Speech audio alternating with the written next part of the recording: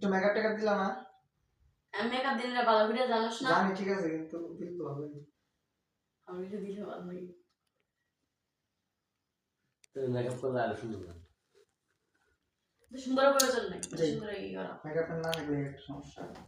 আগে সে মেকআপ দিও কাপড়টা করছিস তো একটু ভালো লাগতো গার করে বড়াই না বউ লাগে না মাইশের গার্লফ্রেন্ড লাগে যাই যাই কাজ শুন এনা আমার কাজটা নষ্ট করবে কাজ না ভালো যাই মেন্টাল ভাই হ্যাঁ আমি প্রস্তুত